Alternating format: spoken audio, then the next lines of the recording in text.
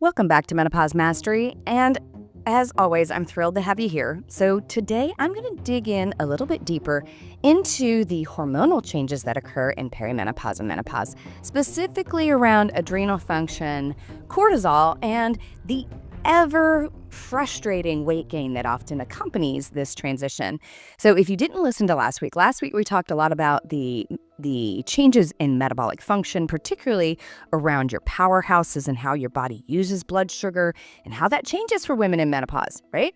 So today we are going to dive really deep into the other hormones that get jacked up when you have perimenopause and menopause going on, specifically the adrenal issue.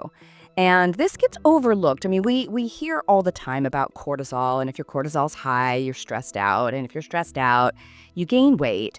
But there are some very specific things that happen to women because of the other hormonal changes that often get overlooked. And so I'm going to dive in here and we're going to talk about this interaction. And of course, as always, I'm going to go through the science. So before I do that, let me jump in and share a quick story. So just to make sure you can feel this just like I have. So I was speaking with one of our patients' clients, Sarah, last week, and she complained about her struggles with weight gain, specifically all of this leading up to menopause. And so she said, hey, this started in my mid-40s. I was, still having my cycle. They were maybe a little more abnormal, maybe a little heavier, but, I was still cycling, and her doctor told her she was just fine. And she saw, the weight gain around the middle. She was like, I'm starting to see this middle tire. And she's like, I said, tell me what's been going on. She said, I've been active. I have my regular routine, and it just wasn't cutting it anymore. And she was really, really frustrated. And she saw some other things that were going on too. Her hair was thinning a little bit more, across particularly the crown of the head and along the sides. And she really felt like it wasn't just menopause that was doing this or the perimenopausal transition. And she was so frustrated because her trainer told her to eat less and work out more. Her doctor told her that she needed to, eat like a bird, that this was just part of the process and that she was too stressed out and she just needed to deal with it. Well, that's not very helpful, right? If you don't have tools to give somebody, to help somebody navigate the stress response, because we often have to really get well in an environment that very well makes us sick, right? We can't just dump our family, dump our commitments, dump our work, and go hang out on the Riviera for a couple months. It would be great, but that's not the reality. So Sarah's experience, her frustration, her confusion, her story is just like so many of us. So I'm going to frame the conversation today and explain the science, and then we're going to talk about what's the real implications and then how to correct it. So first off, let's just make sure that we're all on the same page on what's happening. It's a refresher on menopause. So yes, menopause is a natural biological process that marks the end of our menstrual cycle. It occurs between the ages of 45 and 55 on average. Every once in a while there's an outlier. I have this lovely lady who's 58, and damn if that thing isn't still going on. And I've also had women that went into menopause in their 30s, right? So it can go both directions. And obviously if you go through a complete hysterectomy and oophorectomy, you go automatically into menopause because it's surgical. But during this time, we have a significant decline in particularly estrogen and progesterone. Testosterone, the androgen, has declined, but has a slower role. It's a more gradual change where progesterone and estrogen are more significant. And particularly estrogen has this sort of all over the place experience, and then it just dies off. And obviously, these hormones regulate your menstrual cycles, mood, bone health, weight management, metabolic processes. Menopause is a full body, full tissue, full cellular event. Every single cell feels it except for 2 in the body. And when it drops, we start to notice that we shift our weight gain area to the middle abdominal area. And this is the visceral fat that goes underneath the muscle. But if you pair this with all the other things like fatigue, brain fog, hot flashes, night sweats, the vaginal dryness, the lack of libido, all of these can feel very, very overwhelming.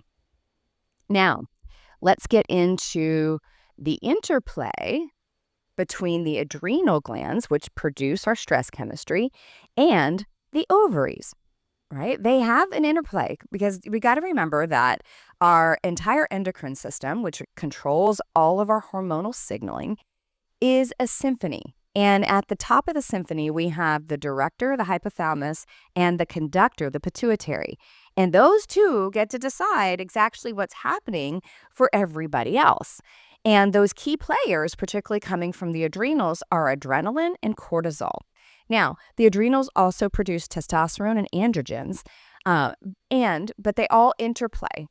Now, the important thing to understand is cortisol is produced by your adrenal glands, and it's crucial to your body's stress response. It is not all bad. And actually, I've given a speech several times actually now about how our stress response may actually be one of our evolutionary advantages as humans.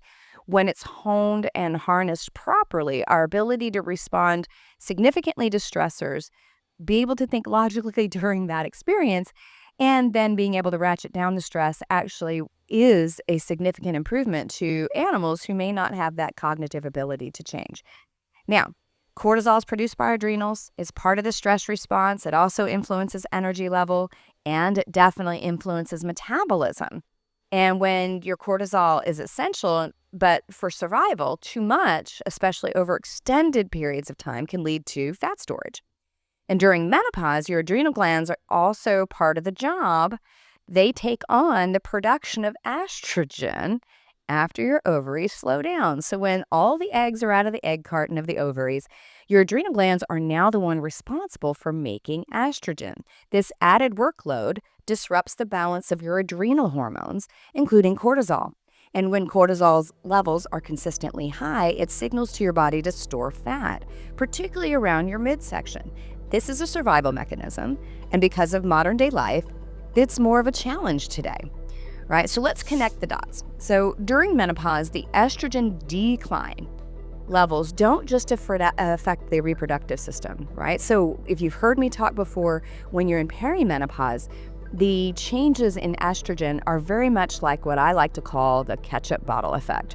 So when you're in your 20s, it's fully full, and when you go to squeeze it out, it has this perfect S on your organic, all beef, hot dog, right? So you have this perfect ketchup S. But when you're in perimenopause, it, sputters, it splatters, it's a bunch, and then it's not very much. It's all over the place. So this disruption starts the dysregulation in the ovaries. Now, it can also throw your cortisol regulation out of balance because your hypothalamus and your pituitary that talk to the ovaries also talk to the adrenal glands. It's called the hypothalamic pituitary adrenal axis, or the HPA axis. And we also have a hypothalamic pituitary gonadal axis, which is to the ovaries in a woman or to the testes in a man. And they're constantly trying to rebalance the symphony. So the result is when you've got stress, significant stress is going to make it worse. But when you've got menopause going on and you've got changes to your ovarian function, your body becomes more prone to storing fat, particularly in the abdominal area. And it's obviously got a higher risk for insulin resistance, cardiovascular disease, everything else you can imagine. But here's a silver lining. If we understand how these hormones interplay, and we can take steps to regain control because we have the science to do that. We have the nutrition, we have the supplementation, we have the lifestyle, and we have the bioidentical hormones to do it. We can actually get some actionable strategies to correct these things and create change. So first off, let's talk about the changes specifically in the hypothalamic pituitary gonadal axis. Okay, this little mouthful, HPG. Right, during menopause, right? So during that complex interaction, the hypothalamus pituitary that actually control ovarian function, they figure out that the eggs are empty, right? The egg cartons are empty. So the two hormones made by the pituitary gland, luteinizing hormone and follicular stimulating hormone, start to get louder and louder, right? They go up. And actually, one of the ways that we can tell that somebody's in perimenopause is we can look at FSH levels very early on in the follicular phase of the cycle, which is that time period right after your period starts, in that first week, right? The first week after your period has started. If the follicular stimulating hormone is raised, that's a sign that there's already a lack of eggs in the egg carton, right? Your body's looking for the last bit of eggs. So during menopause, obviously the reduction of secretion happens, and what's interesting here, and again, no one ever talks about this because, I like to dig through the research. Estrogen, as a hormone in the brain, modulates the sensitivity of the hypothalamus and the pituitary to stress signals and can amplify the production of cortisol to stress, right? So here's the thing. So estrogen controls hypothalamic pituitary sensitivity to cortisol. That is key to understand because this explains also why women are different than men, because men don't make that much estrogen. And I'm talking about biological men, but that's the reality.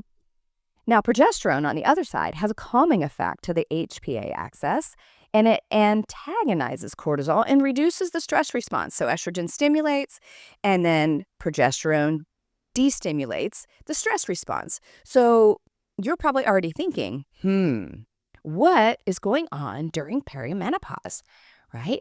So in perimenopause, remember the ketchup bottle effect, progesterone is already declining. Sorry, if you're in your 50s or 40s, your progesterone is already declining. And some of us started in our 30s, right? Late 30s. So if progesterone's already declining, you have a lack of control over your estrogen levels, and you have a lack of control of the stress response because progesterone is not there to dampen the cortisol message at the hypothalamic pituitary axis. Now, perimenopause, right, in your 40s, estrogen is relatively high. So estrogen is relatively high compared to progesterone. So what is it doing? It is stimulating the HPA axis and stimulating cortisol response, right? Allowing cortisol to have this more stimulatory response. So many women experience weight gain, and it starts in perimenopause. So part of this is probably this interaction with the adrenal control, and particularly with cortisol and hypothalamic pituitary function. So essentially, we have changes in the brain that tells our body to store fat, particularly abdominal fat. So we've got that going on. So for those of you just like me, right, if you've heard my story, I gained about 35 pounds over the course of about 6 months to a year after having a tubal. And a lot of it probably came from changes to this hypothalamic pituitary axis that I didn't really realize was happening. I had no idea that this was occurring, even though I'd been in functional medicine for at this point, almost 10 years. And actually a little less than that. I guess it was closer to 5. And I had studied this, right, multiple times. So the reality is nobody else was really talking about it either. And I happen to still be one of the only ones talking about it, right? So we have that happening during perimenopause. Now, if you're in menopause, right, or you want to call it postmenopause, but sorry, once you're in menopause, that doesn't change. But postmenopausal women and menopausal women exhibit an hyperactive hypothalamic pituitary adrenal axis with elevated basal cortisol levels. So that means your average cortisol levels increase, and you also have an exaggerated response to stress. Now, what does that do? Right? Impaired glucose metabolism and insulin resistance are a primary secondary effect of increased cortisol and exaggerated cortisol response, which contribute to abdominal fat and accumulation. It exacerbates anxiety, depression, cognitive decline, which are obviously way more prevalent during menopause. Right? So let that sink in. Now, what else changes? So we have the adrenals also produce our androgens. So they produce DHEA and testosterone.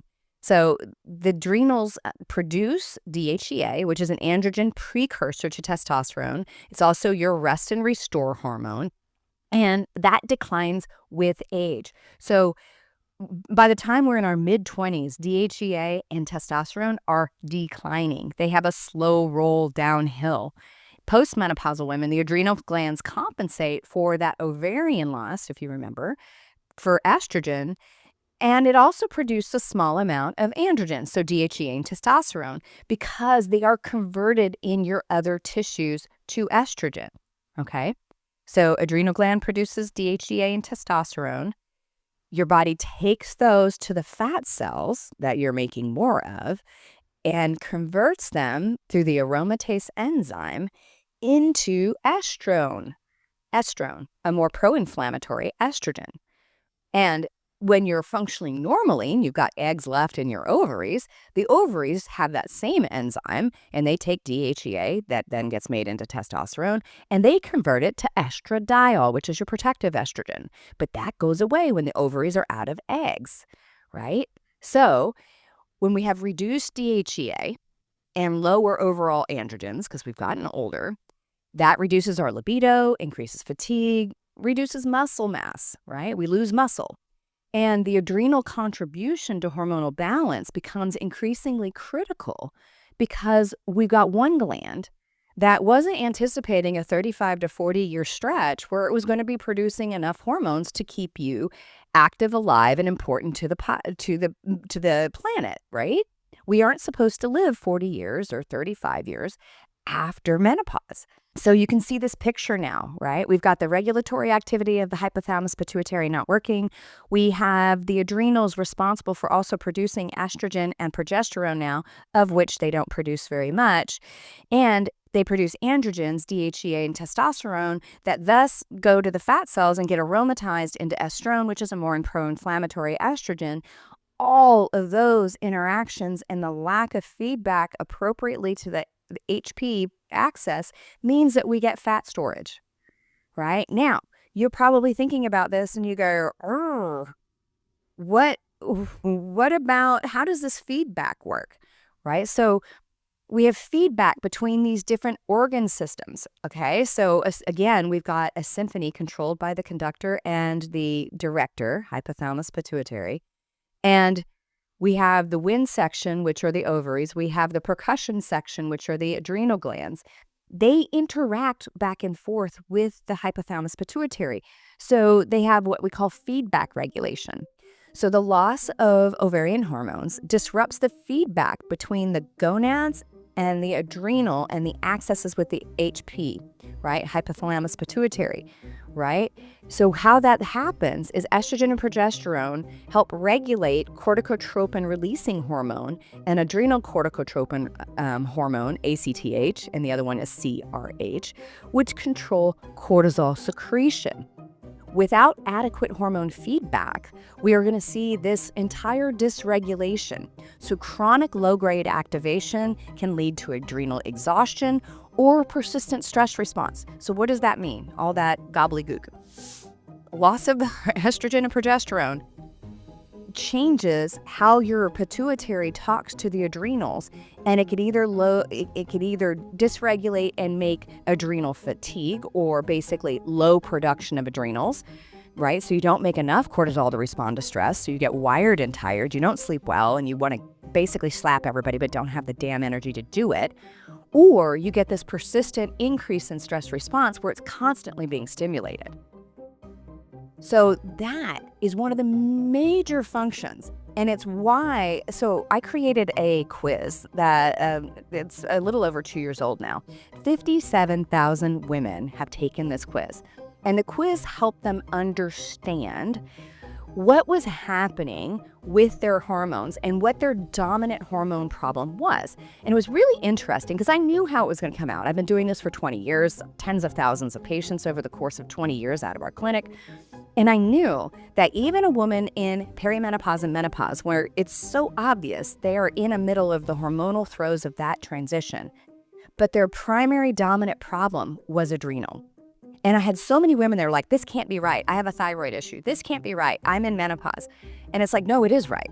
Because you cannot fix a hormone problem without fixing all of the hormone problems, right? And so if you've ever heard me talk about adrenal stuff before, and again, if we go back to the symphony, if my adrenal glands are the percussion sets the pace, tone, and speed for everybody else on the orchestra. So if my adrenals are massively dysregulated, everything else is screwed up, period, end of sentence, because that is your survival mechanism. So even if you're trying to fix perimenopause and menopause, or a thyroid issue, or an insulin sensitivity issue, you usually don't get good results without addressing the adrenal problem. And this happens a lot. I see a lot of people advertising online, a lot of companies, oh, get on hormone replacement and all your worries are going to go away. We're going to put you on estrogen and progesterone. Oh, probably not testosterone because that's not for women. or we're going to pretend that DHEA is bioequivalent, which it is not.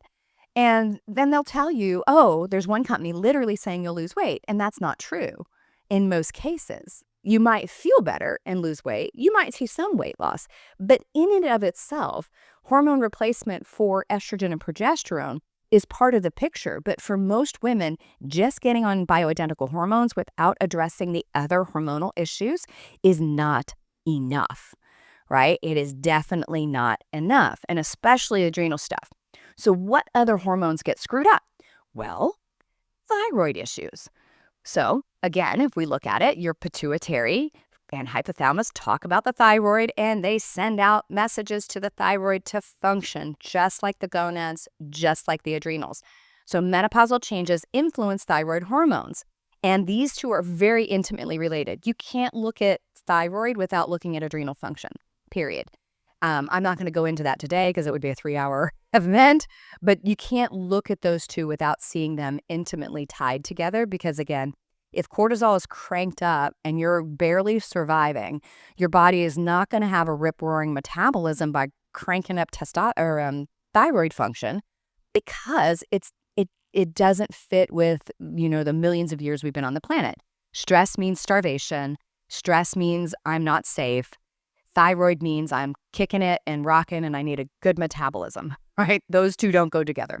So when menopause happens, we get dysregulation to thyroid.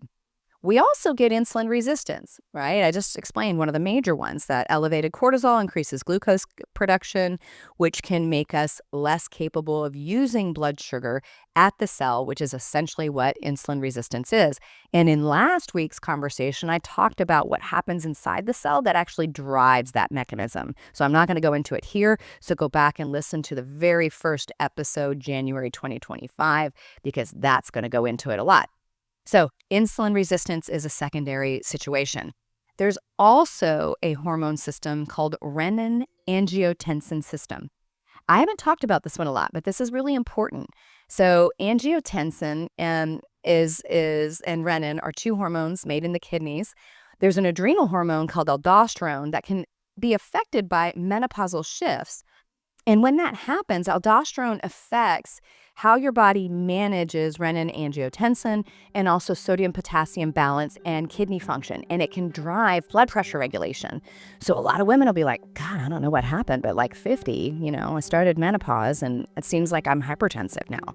Yeah, it's because the regulation of that system at the adrenals also doesn't work, right? So like I said, so let's go back. So the hypothalamic pituitary gonadal axis can actually have an impact on thyroid function through multiple interactions. Estrogen and progesterone influence thyrotropin releasing hormone and thyroid stimulating hormone production, as well as the full-on thyroid hormone levels. In postmenopause and menopause, reduced estrogen levels decrease stimulation of TRH, which is your thyrotropin releasing hormone, which is the hypothalamic hormone that tells the pituitary, hey, go send out TSH, thyroid stimulating hormone, and talk to the pituitary or talk to the thyroid and tell it to go, which leads to subtle changes in thyroid function. So women, when we've got this going on, perimenopause and menopause, we can experience hypothyroid-like symptoms with normal thyroid level hormones. So when your doctor tells you you're normal, and you're like, I swear I'm not normal. I'm losing my eyebrows. My hair's falling out. I got dry, cracked heels. My skin looks like a leather glove.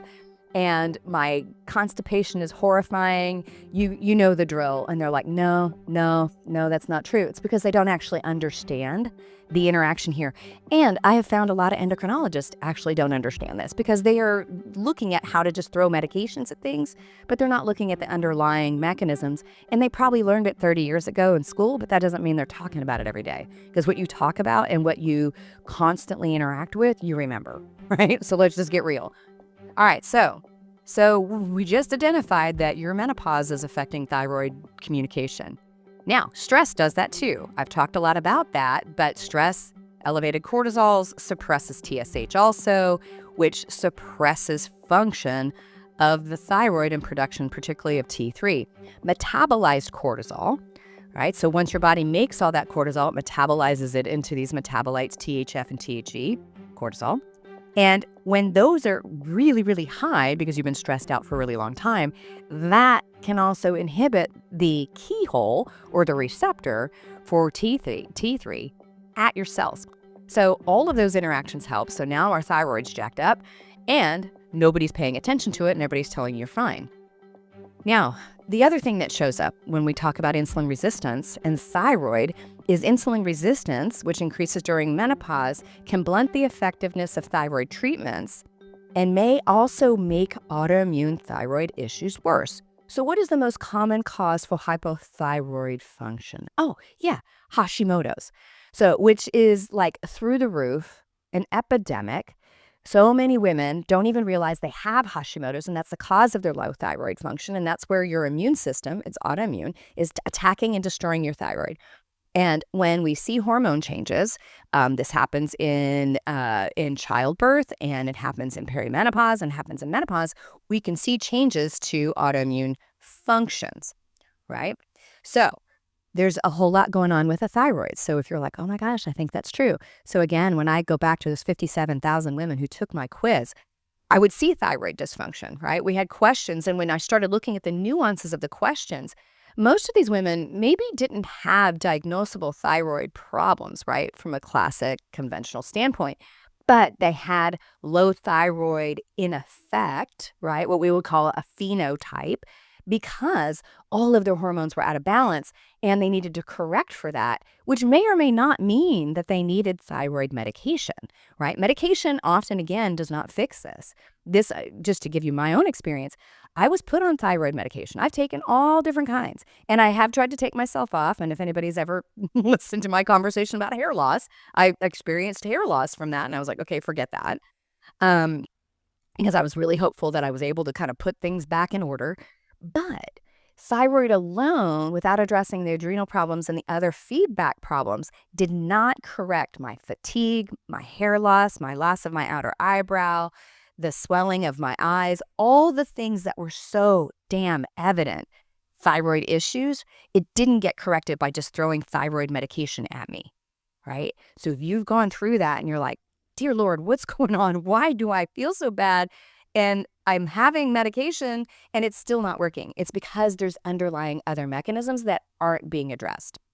Okay, so let's go on to the last hormone I'm going to talk about today, which is insulin, right? I talked about the cellular mechanisms in last week's conversation, but obviously estrogen plays a role in insulin sensitivity, in how you take glucose into the cell and how you store it.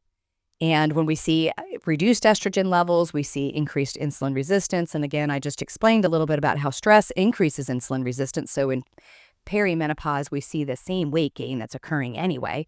So we get both.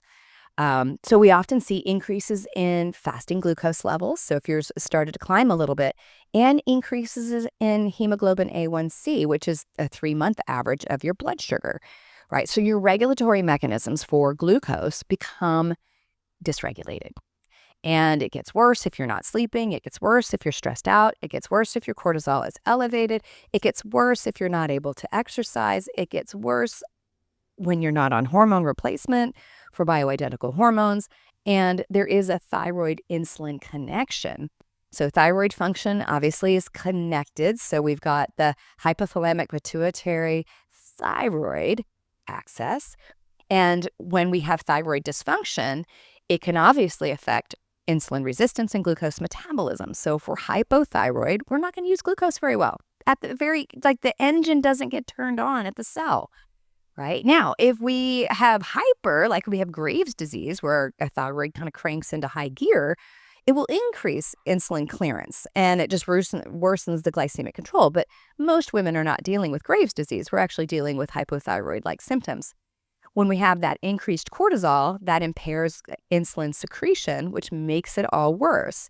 And because cortisol opposes insulin action, right? So increases blood glucose and worsens insulin resistance. We know that. That research is so clear. And I will put some references in the show notes if you guys want to read about it. So here's some of the things to think about, right? So if we look at that interaction, so when you're in perimenopause and menopause, you've got adrenal issues. Your adrenal issues are going to lead to thyroid dysfunction, which is often what we call subclinical and is common in perimenopause and menopausal women due to the changes in the signaling between the hypothalamus, pituitary, gonad, adrenal, and thyroid. We need to regular monitor things like TSH, free T3, free T4, reverse T3, thyroid antibodies. That's why we run them every single time. Can it change overnight? Yes. It doesn't matter. If you had it tested 3 years ago, it could change tomorrow, right? Now, next step, insulin resistance and diabetes, right? So if I'm insulin resistant, I've got cortisol driving that. I've got interactions and feedback that aren't working very well. I've got weight gain around the middle. I've got a lack of insulin sensitivity. I am now going to have a greater insulin resistance and a greater risk for diabetes. And women are at a higher risk because we have that low level of sex hormones that are actually talking to the hypothalamus and the pituitary. So we have to do an integrated management. We have to address all of these things, right? So what are the major clinical implementations of this, right? And what are the increased issues? Right? So we have increased stress susceptibility as a perimenopausal and menopausal woman. Well, what else is going on in our life, right? So we're probably at the height of our career if we're working. We are probably either empty nesting or taking care of teenagers, both of which is very difficult. I do not have children, but I can only anticipate what that would be like. We're probably caring for ailing parents, if not multiple ailing parents. And we're also trying to do 1,000 things at once, and we're probably feeling this burning desire to have meaning in our life. So we have some predisposed stress-related disorder, anxiety, and depression, right? This adrenal issue increases cortisol contribution, weight gain, particularly that visceral fat. Now we start to get a greater risk for cardiovascular disease, diabetes, hypertension, and then obviously, we have bone loss and all those other things, which also, all of these things increase our risk for dementia and elevated cortisol and elevated cholesterol, and just the risk goes on and on. Women, we are protected from all of those diseases while we still have our hormones. As soon as we go through menopause, we age match men for all risk mortality, and we actually live longer but have a poorer health span. So I would say that's not a win. I don't want to live longer, but in a nursing home. I don't know about you, right? So what else happens? With all this adrenal issues, we get fatigue, right? We either have adrenal insufficiency or hyperproduction of cortisol, which both result in poor sleep, poor stress tolerance, low energy, right? So let's hone in and what are some of the solutions, right? How can we manage the weight gain and the impending hormone imbalance that's driving all of this, right? So you guys know, if you've listened to me, or if this is the first time you listen to me, I'm telling you right here, right now, bioidentical hormone replacement therapy, restoring estrogen and progesterone levels to really about 10% of what it was when you ovulated every damn month, is going to get you into a therapeutic range that is actually going to help that hypothalamic, gonadal, adrenal, thyroid access, right? It's going to help. It is not the only thing. Like I was just saying, if you don't address these other imbalances in the stress chemistry and the adrenal, it's not probably going to be the panacea for everything, but it's going to go a long darn way. And we want to make sure that we test to make sure that you've actually got adequate levels. I am so frustrated by the industry. I'm so glad people are talking about hormone replacement, and depending on the study, only about 4 to 7% of the 100% of the women that go through menopause are actually being treated with appropriate treatment of bioidentical hormones. And as a disclaimer, I am a PhD, I'm a researcher, and I run companies that do hormone replacement. I have people that work with me that are the prescribers, but I can tell you the research is clear. Hormone replacement is safe, hormone replacement can be protective, and hormone replacement can absolutely help improve adrenal function, cortisol regulation, and improve things, right?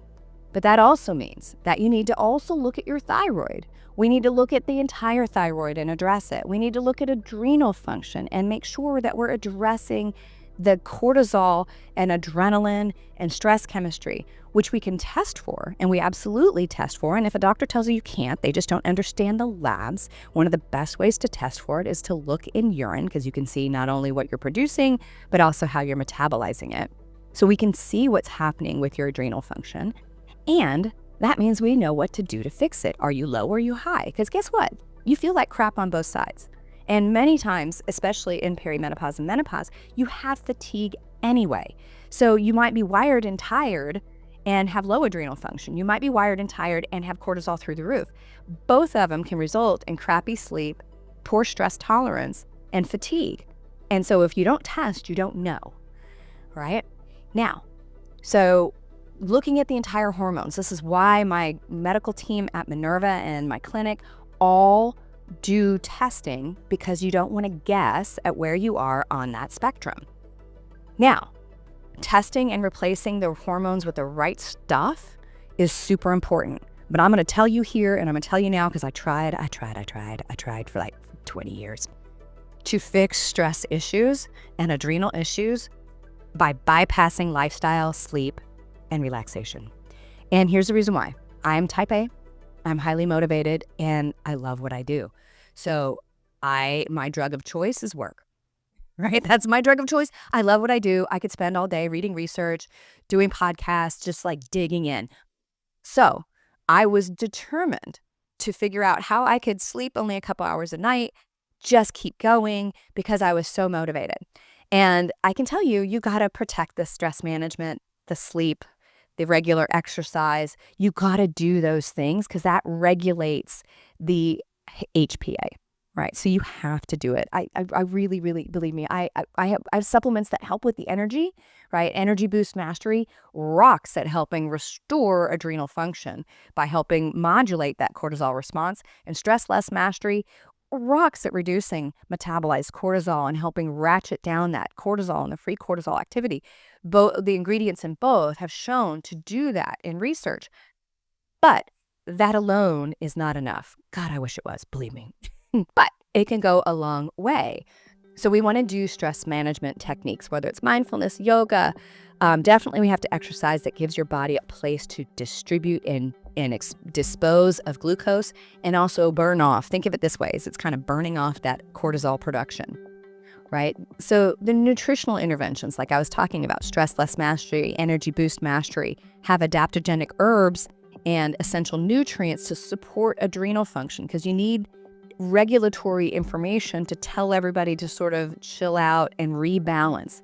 Think of that feedback needs to be regulated. We need regular assessment of your adrenal function, DHEA, testosterone, your metabolized cortisol, all of your hormones and thyroid. Because I don't know about you, but I hear all the time that women will tell me, I'm just waiting for a couple, for things to kind of be normal. Like a couple weeks. It'll just be a couple weeks and things will be normal. And I'm like, when has your life been normal in the last 2 decades? I don't have any 3 weeks. 2 weeks seems to be like the dividing line, and then wheels come off the bus and something else happens, right? We don't have whatever, I'm going to air quote, normal anymore, right? So we need to monitor, especially when there's big changes in our life, if something happens. So for instance, I'm in the middle of selling my mother's house after 18 months of sort of managing the house while my mom has been in assisted living, because I just couldn't do it, right? I just, close it up, have somebody maintain the yard, and then I'll wait till I have to do it. And that added a whole new level of stress, because of course I chose to do it during the holiday season, because, what else would you do? But that may mean that I should probably check my adrenal function later on, right? So we need to deal with the lifestyle pieces, and we need to monitor, right? We need to do dietary adjustments, right? So if I skip food, crank on some coffee all day, live my life half dehydrated, maybe have a really good dinner, but I'm really haphazard about everything else, or I have breakfast, but I skip lunch because I work through lunch, and so I broke the fast in the morning, and then I go 9 hours without eating. Blood sugar regulation is huge at disrupting adrenal function, insulin resistance, and insulin sensitivity, and it tells your body you're starving, right? So we have to eat appropriately. And I'm not going to go into a huge amount of detail here, because I'm going to invite you to join us for an Adrenal Reset program where we're actually going to spend 28 days doing this. But here's the thing. You need a whole foods diet, right? Whole foods are foods unadulterated by man, right? So what does that mean? Animal proteins, nuts, seeds, vegetables in their natural form, Legumes, if you do legumes, I know some people don't because they've got issues with them, but they are great for your microbiome. Whole grains, if you eat them, whole grains in their natural form. Bread is not a whole grain. It is not. You don't see that growing on the side of the road. It has been processed, right? If I eat high fiber foods, my goal is 35 grams a day. If you're at least getting 25, we're getting there, because guess what? That helps reduce visceral fat, right? I'm not going to go into the mechanism today, but it actually helps reduce that abdominal fat in menopausal women. Adequate lean protein, right? We need protein because our body manufactures 400 grams of protein on average a day. If I'm eating 80, guess where it's getting it? It's getting it from your muscles. So you need to eat 100 to 120 grams of protein as a goal, because our ability to make muscle out of protein is declined by this age. And we need healthy fats. I like olive oil and avocado oil. You're going to get a lot of natural fat in your animal protein. I generally stay away from processed oils, obviously, like your other seed oils. And I don't use coconut oil because saturated fats can exacerbate the weight gain through mechanisms in the liver, right? So I don't do a ton of coconut oil. We need to make sure we're getting regular physical exercise, right? Incorporating strength training, obviously, to build muscle and bone. We need to lift heavy. So none of these little mamby-pamby 5-pound weights, they don't do it. Cardiovascular exercise can help you dispose of glucose. So I'm actually a big advocate for zone 2 training, which is your heart rate in zone 2 heart rate training, which for most people in this age group is about 125 to about 134-ish, which helps you dispose of glucose and fat in particular. But it helps mitochondrial biogenesis, so it helps your body make more powerhouses in the muscle tissue. But that takes time. 10 minutes of that isn't going to do jack, but 45 minutes, an hour or longer does. So I do that on the weekend, right? And then also doing high intensity burst training can also help you do it. And especially doing a little bit of burst training after meals, right? That could be air squats, that could be burpees if you so choose. But those things can also help you burn off and utilize the glucose that's getting metabolized into your bloodstream at the time. So we have to do that. We have to protect our sleep and do sleep hygiene, right? Poor sleep wreaks havoc on your adrenal system and cortisol.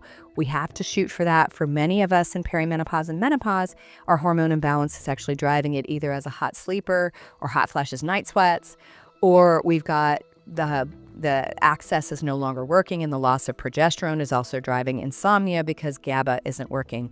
So hormone replacement is also a huge part of balancing sleep. Doing things like cooling down the room, dark room, no phone, all of the sleep hygiene things really help, and especially a calming bedtime routine, right? So those are the big things.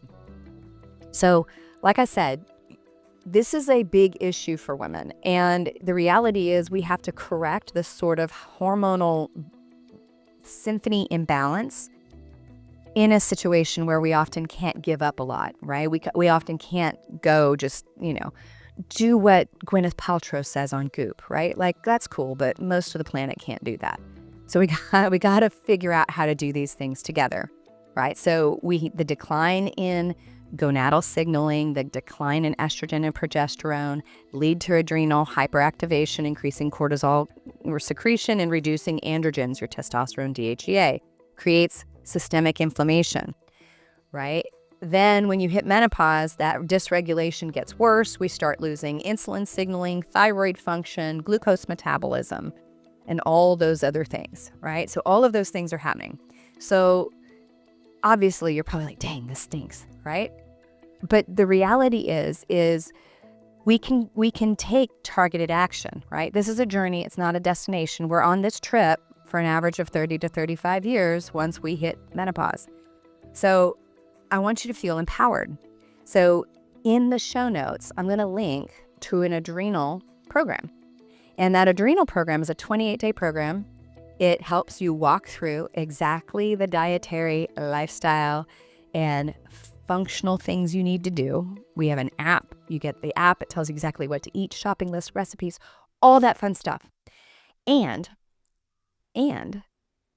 it also includes an ebook that explains everything I just went through in high detail, And this January, it includes a live 3 masterclass plus Q&A with me. So I'm including that in this show notes in the show notes on Apple or Spotify, because I want you to join me. And here's the reason why. If we can work on the adrenal problem, even if you aren't doing thyroid, even if you don't have your menopausal hormones taken care of, even if you're not on any of all those things, right? If we can get the adrenals to rein back in, that takes that big, big percussion group and has them re-regulate. And it makes all the other things easier. So even if you're on hormone replacement, this is helpful. But even if you aren't, this is step 1. Like I said, I had 57,000 women take a quiz. And when I started digging through all the data and looking at it from a scientific perspective and comparing answers, it became abundantly clear that this is kind of stage 1 of fixing the hormonal imbalance, regardless of what hormonal imbalance we see, and that we have to layer those other pieces on top. So I want to invite you to join me this January on this adrenal journey. Now, if you happen to be listening to this podcast in March, we are going to include the link so you can do your own do-it-yourself version. I don't normally have the classes, the master class that I'm going to do along with this program. It's starting, I believe, January 20th. I'm going to do some live classes with you guys so we can answer questions, dig in, and really make sure you understand what's going on. But even if you're on the evergreen one, the one that's DIY, you'll have access to that training as well in the training portal and on the app. So I want to invite you to join me on the adrenal reset with my company Metabolic Blueprint. All right, so you'll see that link in the show notes below.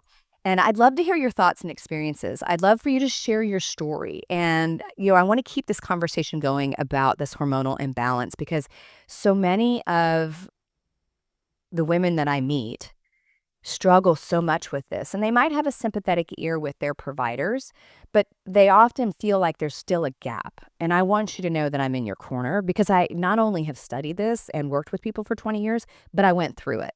And I went through it with access to really great practitioners who just didn't understand all of it, right? And I want you to be able to understand all of it. So thank you for listening to Menopause Mastery. We'll be back together next week.